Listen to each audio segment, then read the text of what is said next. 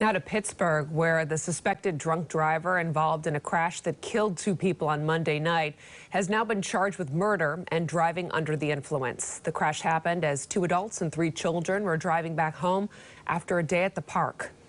Police say 25-year-old Christian Vargas hit the family's Toyota Corolla from behind, causing the Corolla to go off the roadway, hitting a tree, throwing 3 children out of the car. One of them, 7-year-old named Salima, was killed along with the driver of the Corolla.